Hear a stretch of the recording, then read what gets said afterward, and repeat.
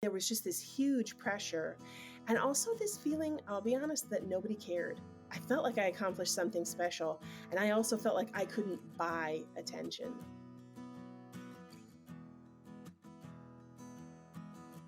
Welcome to Queries, Qualms, and Quirks, the weekly podcast that asks published authors to share their successful query letter and discuss their journey from first spark to day of publication. I am your host, author Sarah Nicolas, and literary agent Sarah M. Fisk. PJ Gardner has never met a talking animal, but that hasn't stopped her from writing about them. She's the author of the middle grade Horace and Bunwinkle series, and her next book, The Great Zoodini, comes out in early 2024.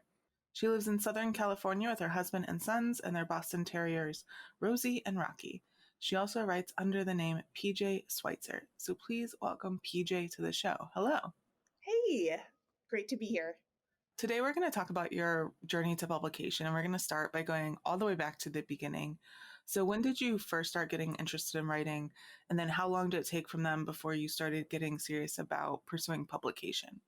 I came to writing later in life. I was an avid reader my whole life, and I didn't know I wanted to be a writer. Like I had tried a little bit, but I wasn't good at it right off the bat. And I also had this sort of idea that if you didn't want to be a writer from childhood and hadn't self-identified as a writer from childhood, that you couldn't really become a writer in adulthood. For years, I just was like, no, I'm a reader. And it was funny, I was in a book group, and this one lady who was a writer and part of this writing group was like, PJ, you're a writer. And I was like, get out of here. I am not.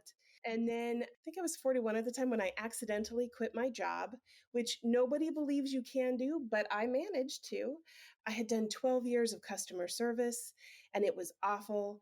And the last 3 years it was bad. I was burnt out and I didn't know what to do with myself, but I thought, maybe I do want to try writing. So I tried it on my own for a while and I just wasn't getting anywhere. And I thought of the lady who was a part of the writing group, and I was like, you know what? I think maybe I'm going to join the writing group. It changed everything. Like we had monthly meetings, and there were lessons, and there was like a conference and stuff like this. But I knew immediately, because also we were kind of broke, and I thought, I did not understand the industry, even with as much as I knew. And I thought I knew quite a bit. I did not understand. I knew immediately that I wanted to pursue traditional publishing because I knew I wanted to write for young readers. That's how I got started. And like I said, I knew pretty much immediately that I wanted to make a living at it. All right, that's a perfect lead up to the next question. So once you decided to pursue it, how did you learn more about the publishing industry, like how it works, how to query, how to go about everything? Before I was a mom, before I did customer service for a pool company, before I was a writer, I went to graduate school to study art history. So I learned how to research. And there's this fabulous thing called Google. I really do, once again, have to give credit, though, to the writing group I was a part of. There was so many things that were about publication, and there were small little like retreats where it was like, oh, here's someone who's a published author. And in fact, actually, it was April Lynn Pike came and spoke, and she was brutal. And in fact, everyone in the room was like all the people who were like thinking of indie publishing were like, oh, for sure, I'm indie now. No. And everybody who was thinking of traditionally publishing was like in tears. I was energized because I was like, I like information like that. And it hit me at the right time. I think maybe if I'd been in a different headspace, that would have been devastating. But I was in the right place to hear that it was going to be hard. And then I did a ton of Google. And I went to conferences that were like affordable and close to me where I could, learn. So I started in 2015. So it was before Manuscript Wishlist and that. And I was able to find great resources even back then. I'm the queen of spreadsheets. So I was like, I will create a, agent spreadsheet. You want to hear what I did? I'm so old school because I'm so old. I checked out from the library the guide to literary agents. And then I went to the back to see who represented middle grade. With my phone, I took photos of the list in the back. And then I created a spreadsheet. And I listed every single agency. And then I went to every agency's website and looked at every agent on their website to see who would be a fit. And then if they looked like they might be a fit, I Googled them to see if they had done any interviews.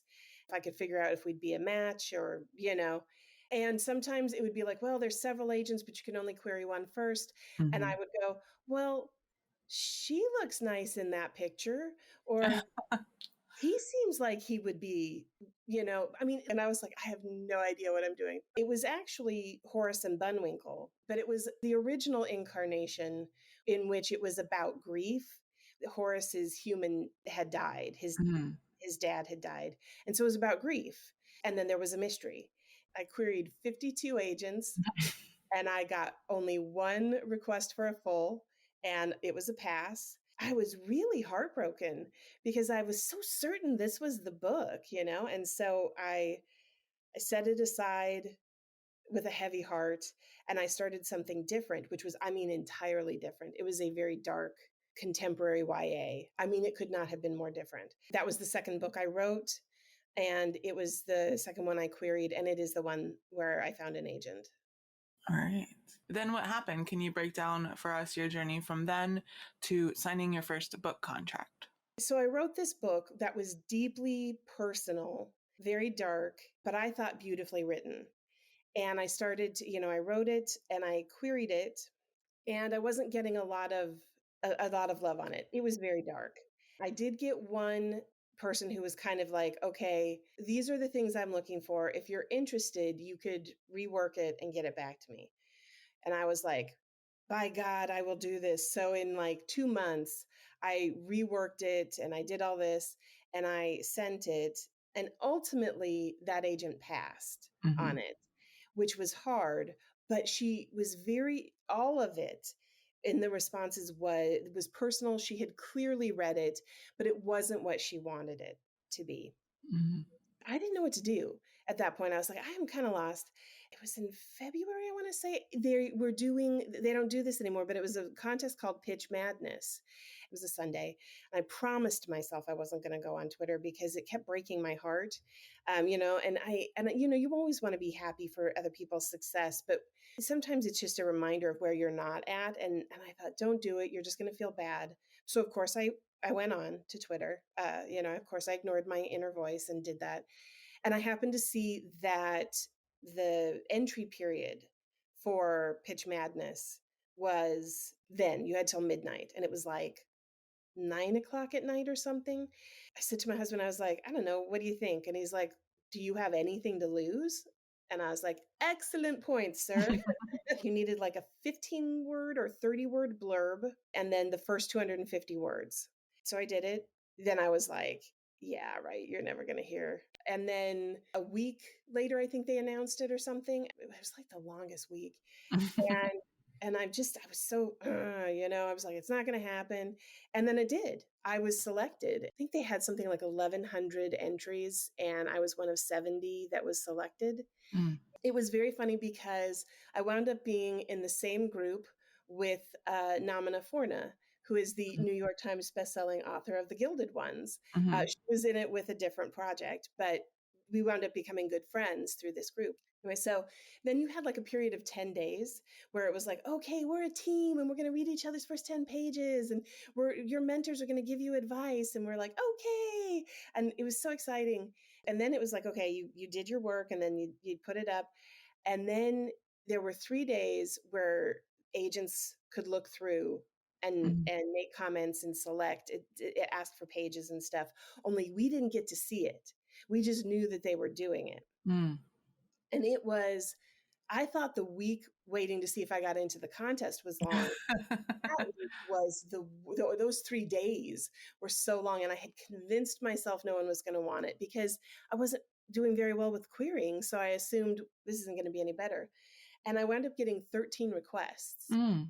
And I was like, I was so excited. So I sent off the query letters, which is what I shared with you. Which is what you're going to read later. Okay. I only got 2 offers, and one did not wind up going well. It wound up being weird. I will say, and in the end, I was glad because it led me to the right agent.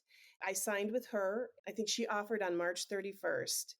And a friend pointed out to me later, she said, I don't know if you'll remember, but a year ago when you were querying your first project, you told me you were certain, you just felt in your gut that you would get an offer in March.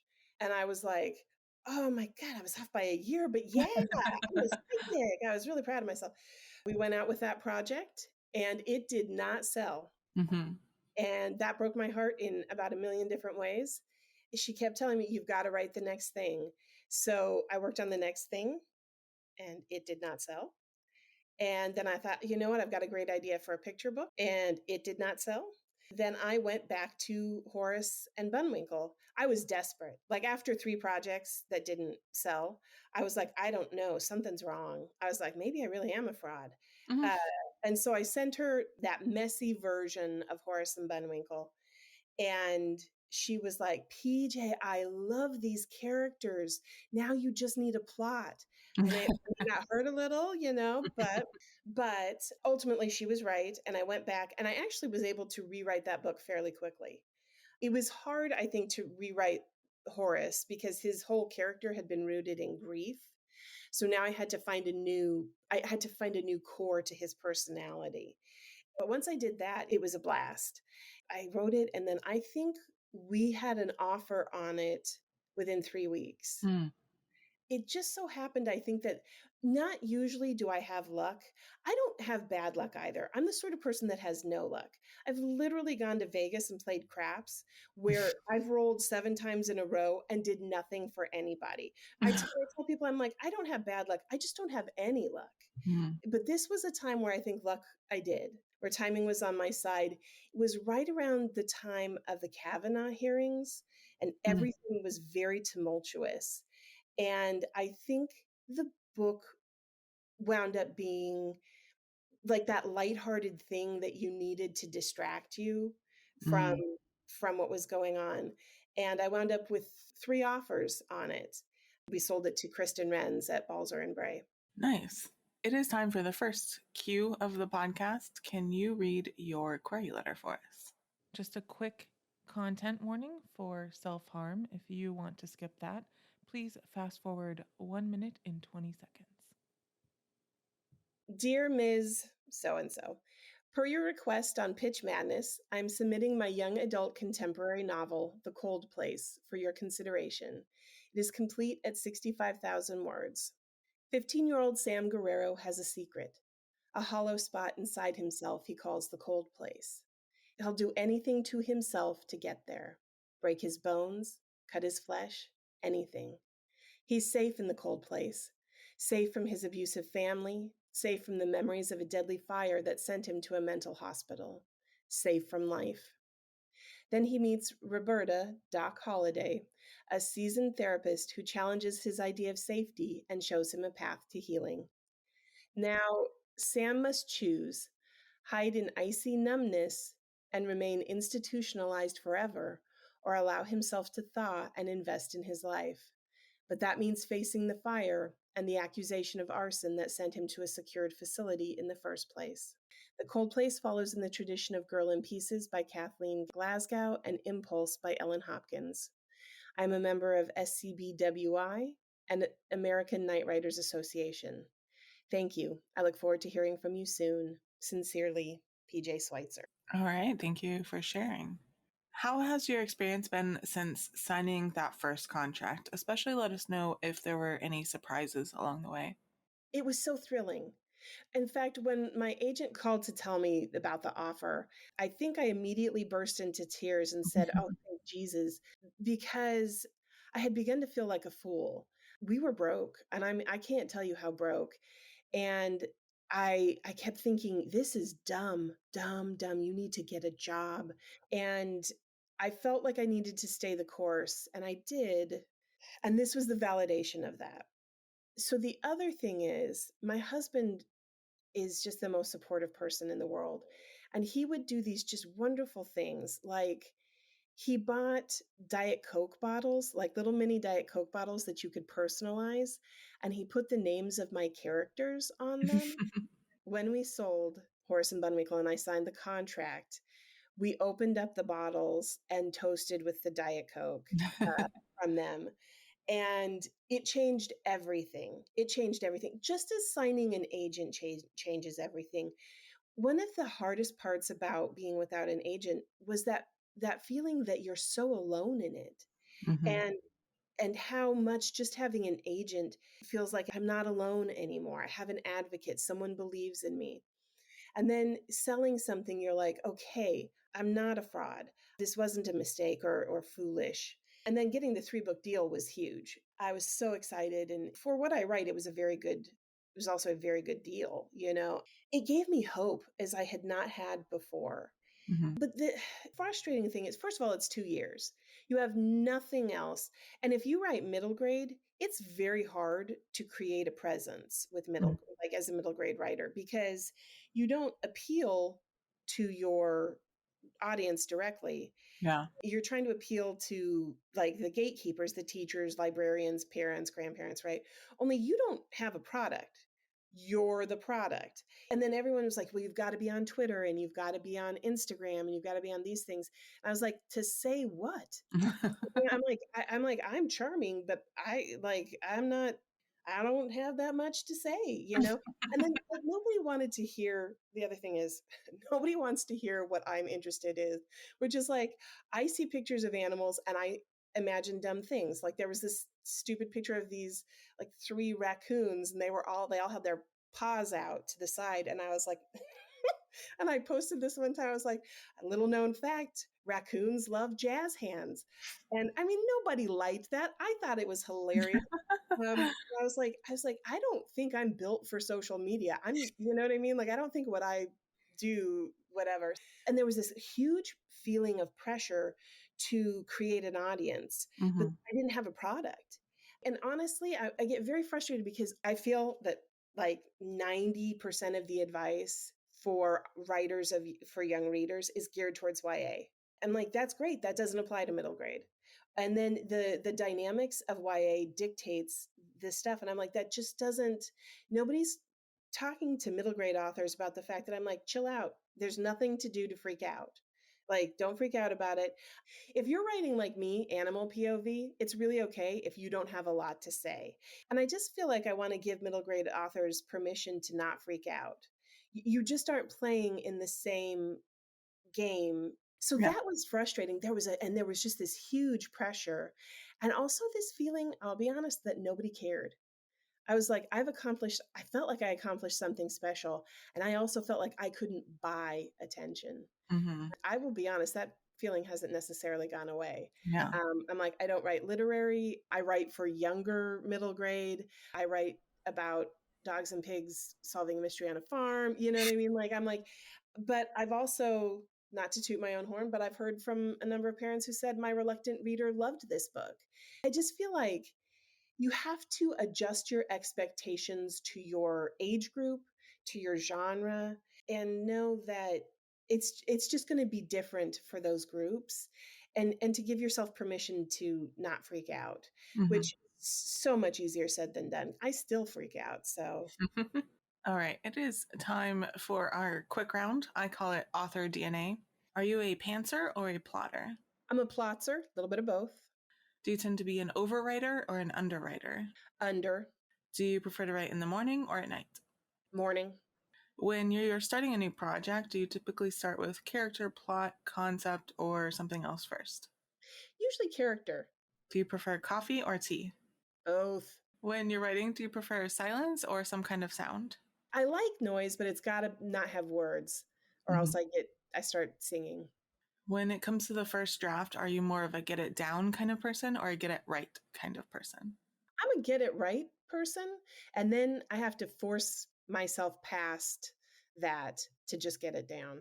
What tools or software do you use to draft? Super old school. I use Microsoft Word, or I handwrite. Do you prefer drafting or revising more? Drafting, revising's the devil. Do you write in sequential order or do you hop around? Oh, I hop around. And final quick round question, are you an extrovert or an introvert? I think you could probably tell that I'm an extrovert. All right, now we're going to talk about the second cue of the podcast. And you mentioned some of them already, but what were some of the qualms or worries that you had on your journey? And do you feel like they were realized or did you overcome them or like how did they shake out? Well, what were the qualms? Is it okay to talk about the fact that I'm querying again? Oh, yes. Okay. I will tell you that the qualms I had the first time I queried, And the qualms I have now are the same, which is, how do I get seen? There's that sense of being invisible.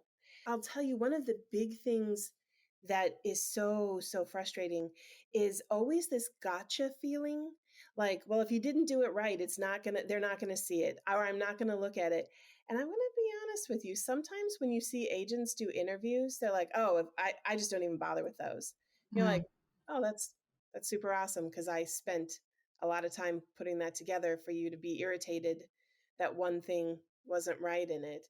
And yet I understand they're getting, like, what, thousands sometimes of queries. mhm, One of the biggest qualms that was and is this round as well is just that sense that you're going to do the smallest thing wrong and be out of contention. mm. Well, I can tell you this time around, I thought I was a little bit more impressive than I'm turning out to be. Like, I I thought, oh, with this track record of publication and having had an agent before, and having a contract for more books even, I'm a good bet. The qualm is always like, is anybody ever going to want me? And you'd think, oh, having been through it once, you're like, yeah, yes. But it doesn't feel different this time. In fact, I would say that querying now is harder than it was when I started. Mm, It's just a hard thing. Rejection sucks. It just sucks. And I always liken it to boxing. You have a corner of people, like your team, but you're the one out there taking the hits, right? You're the one getting bloody and beat up. And you go back to the corner for a respite, and everyone's like, yeah, you can do this, like this. You're like, that's great. You go out and take a few punches. I'm getting tired of getting my butt handed to me. I always show them the clip from Rocky Balboa when he's talking to his son, and he says, life isn't about how hard you can hit. It's about how hard you can get hit and keep going. mm. Great scene. I've never seen the movie. I've watched that clip a million times, because you are going to take a lot of hits. And the sad thing is, it just does not change post getting an agent. So going on sub with editors, you take a hit, you publish, and now you're getting reviews and you take the hits. It's a tough industry. So this is the final cue of the podcast. Do you have any writing quirks? Is there anything about your writing process that you think is kind of different or interesting or unique?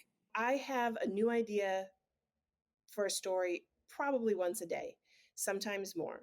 It is my gift, but it is also my curse, because it turns out that when you have that many ideas, they clog the production side of things. So I have a very hard time landing on a project because I've got so many of these fun ideas. But what winds up happening is I let a lot of things stew. Things have to sit for me for quite a while. And then it'll reach that point where it's percolated, and I'm like, oh, that idea is ready. When you were in the lowest parts of your journey, whatever that may have been for you, what kept you going and why did you stick to it? There are a couple of answers to that. One, I'm no longer consider myself a religious person, but I'm still a spiritual person. Mm, And even now at low times, this has been true for me all along. I've had a spiritual feeling that this was kind of a calling, that writing was the way that I could contribute to the world. And I still believe in that. And when I get really low, I look internally and I say, does that still feel true? mm, And it does still, and that keeps me going. Having a circle of friends, you need the team. You need that team in your corner who can lift you up and say, no, you're brilliant. I know you don't feel it right now, or no, this is the right thing. But I have to tell you, my husband is my number one hype man, my number one ally. He's mm, done so many things over the years, and at my lowest points, he's come through with the thing. So the Diet Coke bottles, right? Like, look, mhm, when you sell those books, we're going to toast with this, right? One Christmas, in fact, it was the Christmas before I signed with my first agent. He bought me a Coach bag. I had always wanted a Coach bag, and I was like, "It's a lot of money. What are you doing?" But he gave it to me, and in the card that with it, he said, one day you're going to be traveling all over to do school visits, to do interviews, to do these things, and you're going to take this bag with you. And I know it, and that's why I'm buying this for you. mhm, And it was such a testimony to me of just his confidence in me. So there were times when I lacked that confidence that I relied on the confidence of others. Yeah. And then also I go back to Rocky Balboa. Watch the scene. I promise you, like, you're gonna feel it. It feels powerful. Do you feel like you made any mistakes along the way that you might want to let listeners know about so they can avoid making the same mistakes?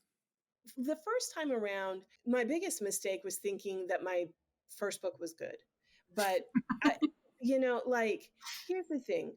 I went back and saved that book, and that wound up being the book that got me my first. Here's the thing. You just have to start somewhere. And the first book may be amazing, and it may not, but you kind of don't know when you're doing it. So I don't know that I count that as a mistake as much as just kind of the process. This time around, I queried based on old data, like Mhm. from before, how things worked before the pandemic. And so I queried with a partial, and also a partial in a category I haven't written before, in an Mm. age group I haven't written before. And I think that that's working against me. One of the biggest mistakes I think you can make is using old data. Be really hyper vigilant about making sure you're looking at the trends now. I think it's always just the biggest mistake I made was that my expectations didn't match my behavior. I was taking big risks, but I was expecting the rewards from safe choices. Big risk, big reward, big risk, big failure. So Mhm. you could get rewarded, but more often you fail, and before you get that big reward. So I think a lot of it's about expectations, staying current. Probably don't query a partial as I have done. Live and learn. Yeah. Kind of similar question. Can you share with listeners one of the most important lessons you learned on your journey to publication? It's just never gonna look like you think it's gonna look like. And the truth is, no amount of external success fills that gap inside you. Being successful, the bar always moves. Success is always what someone else has. I just found out I made a state list and I was so excited. I also wish they had tagged me because it was like, it started a year ago. And so they're about to vote on the book. And I'm like, there's some really good books. And I'm like, I don't expect to win, but I kind of would have been bragging for a year, if I had known. You have to find ways of being satisfied that are not about what's happening externally, Mhm. because someone always has more than you. If it's not enough, it's never going to be enough, if that makes sense. And it's different from pushing yourself to try a harder story or a different whatever. But when all your validation is external, you have no peace. I've done it. I still struggle with it. But I can tell you the one thing I would change, aside from the fact that I wish the publishers were a little more generous with everybody, including their staff, you have to find some kind of peace within yourself in this journey. Mhm. It'll beat you up otherwise. Since the query letter that you read for us was a book that didn't end up getting published, before you go, do you want to tell us a little bit about the Horace and Bunwinkle series? Yes, I would love to tell you about it. It is an early middle grade series. The first book is called, coincidentally enough, Horace and Bunwinkle. It is set on a farm called the Homestead. Horace is a dedicated suburbanite, and his human moves him to this basically animal farm in the country, and he just does not like it. In fact, he hates it because the smells and everything. And he's a proud Boston Terrier, and so he believes very deeply in his New England roots. And he looks up to, we often refer to heroes of New England like John F. Kennedy and John Adams and that sort of thing, and he quotes them frequently. And Bunwinkle is a free spirit. She is a Vietnamese potbelly piglet who is eternally a piglet. And I make sure to put at the end of the book that piglets do not stay piglets. Do not buy a piglet. I think it's going to stay small because I do want on any angry letters from parents when, the pig grows up and doesn't fit in your bedroom anymore. She's adventurous, sometimes thoughtless, often thoughtless. They are the perfect odd couple and they solve mysteries. The first one is about animals that are going missing in the neighborhood. And they watch this TV show about these two animals that investigate mysteries, so they decide to do it themselves. And their catchphrase is "Pet detectives investigate." Book 2 features a raccoon falsely accused, and book 3 is at a Renaissance festival. I have to tell you, the raccoon is possibly my favorite character in all of the series, but I'm very proud of book 1. I think the mystery in book 1 stands up against anything out there. So, Well, PJ, thank you for coming on the show and sharing your story with everyone. oh, you're welcome. This has been wonderful. Thank you for having me.